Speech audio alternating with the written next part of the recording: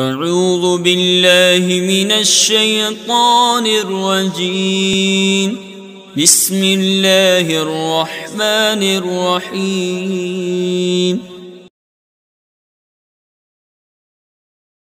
بسم اللہ الرحمن الرحیم۔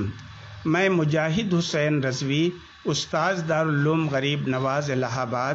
درجہ سادسہ کے متعلمین سے مخاطب ہوں اور ہدایہ کتاب النکاح کا درس دینے جا رہا ہوں۔ مہر کا بیان چل رہا ہے اور بحث اس کی چل رہی ہے کہ کمال مہر شوہر کے اوپر کب واجب ہوتا ہے، یعنی 100% مہر شوہر کے اوپر کب واجب ہوتا ہے۔ کل آپ نے یہ پڑھا تھا کہ عورت کے ساتھ دخول ہو جائے یا خلوت صحیحہ ہو جائے تو پورا مہر واجب ہو جاتا ہے، لیکن خلوت صحیحہ کب نہیں ہوتی اور کب ہو جاتی ہے اس کی تفصیل آپ نے نہیں پڑھی تھی۔ آج اسی چیز کا بیان ہے کہ خلوت کے صحیح ہونے کی کیا شرطیں ہیں، جن شرطوں کے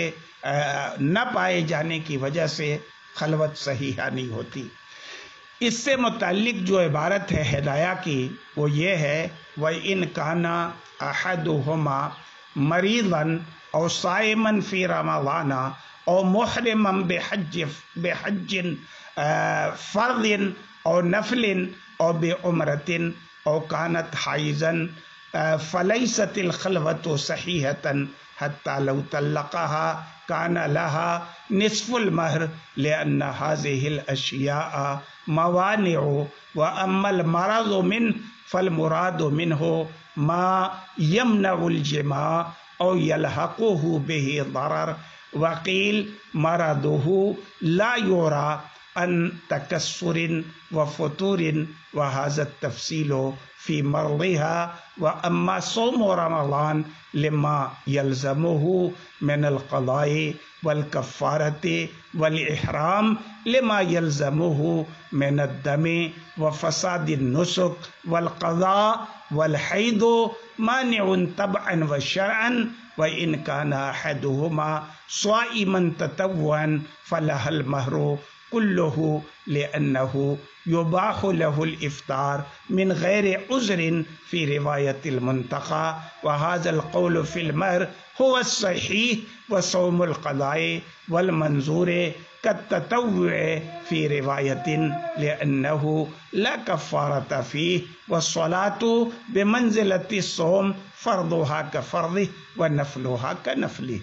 اس سے پہلے کہ میں آپ کے سامنے عبارت کا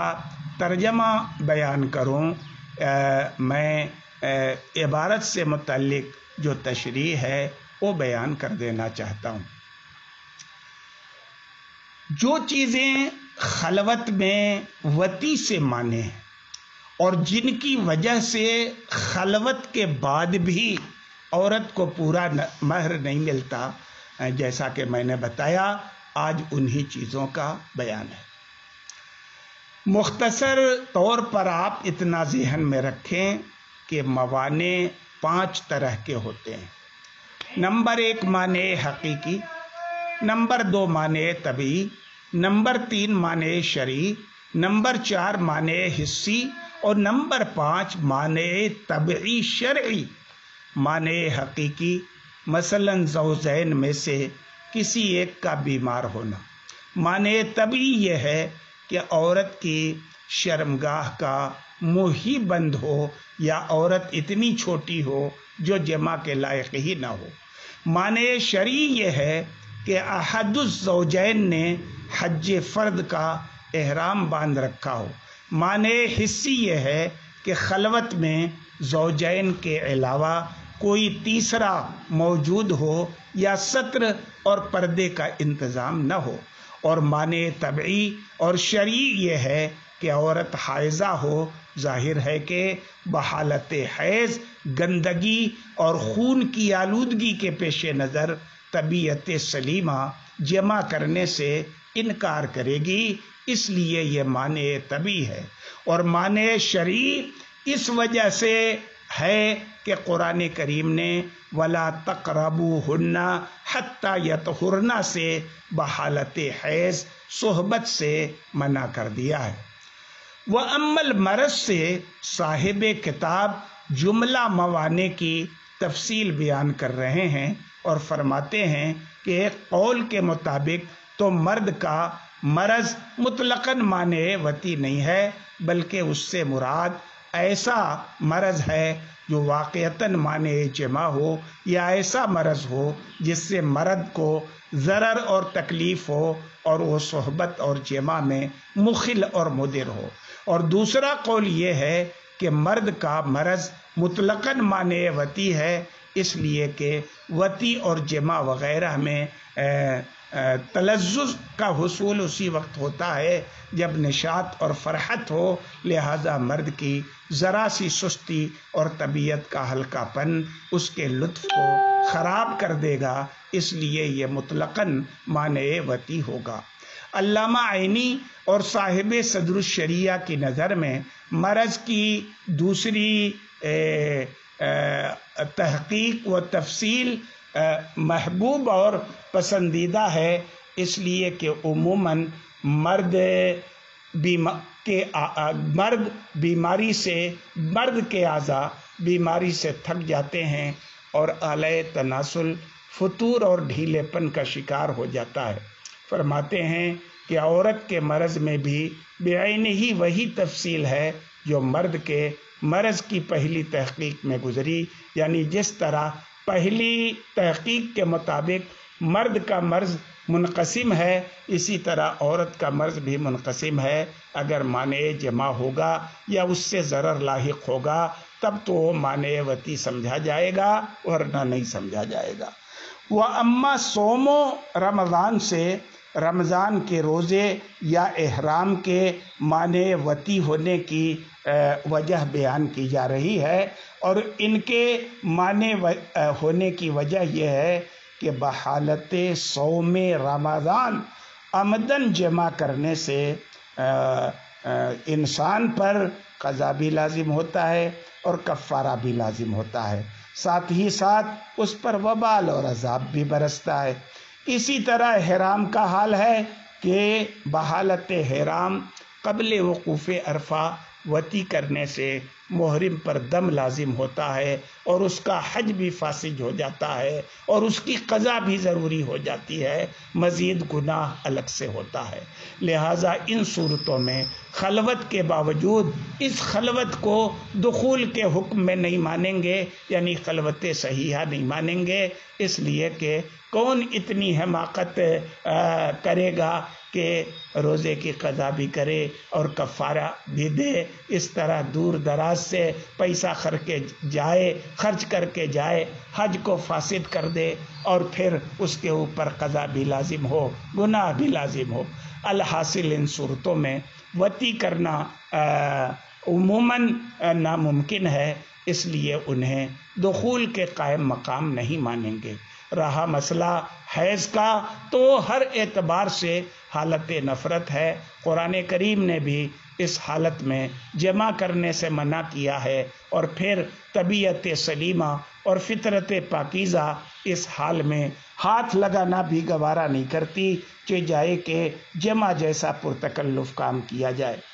وَإِنْ کَانَ والی عبارت سے صاحب کتاب صوم رمضان اور صوم نفل میں فرق بتا رہے ہیں اور یہ اشارہ دے رہے ہیں کہ اوپر ہم نے رمضان کی قید اس لیے لگائی ہے کہ صوم نفل مانع وطی نہیں ہوتا، اور اگر احد الزوجین نفلی روزے سے ہوں اور اسی حالت میں خلوت ہو جائے تو وہ خلوت صحیحہ ہوگی اور دخول کے قائم مقام ہوگی، اور اس خلوت کے بعد اگر شوہر بیوی کو طلاق دیتا ہے تو اسے پورا مہر ملے گا، اس لیے کہ حاکم شہید ابو الفضل کی منتقى میں صوم نفلی کی حالت میں بغیر کسی عذر کے افطار کرنا مباح لکھا ہوا ہے، اور مہر کے سلسلے میں یہی قول صحیح ہے۔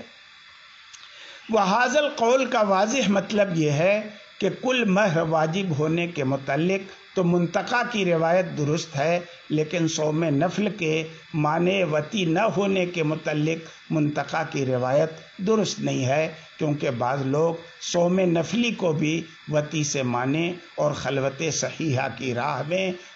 حائل تصور کرتے ہیں۔ وصوم القضاء، قضاء اور نذر کے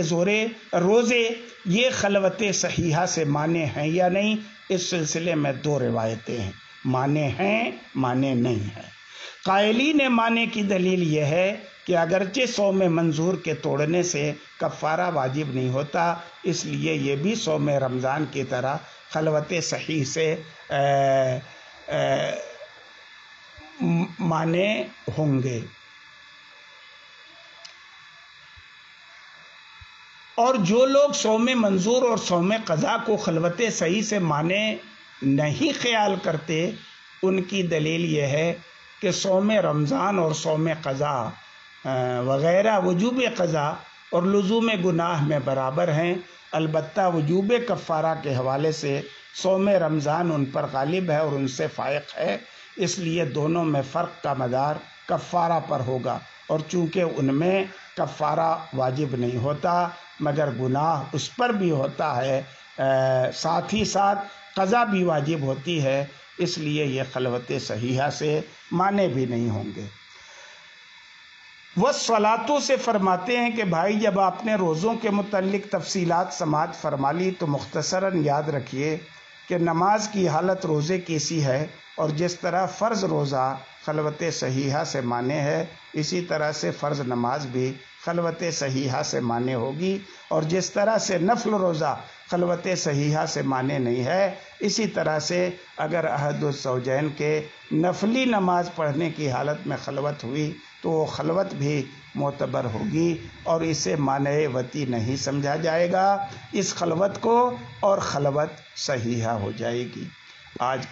کے سبق میں اتنا ہی، باقی کل انشاءاللہ۔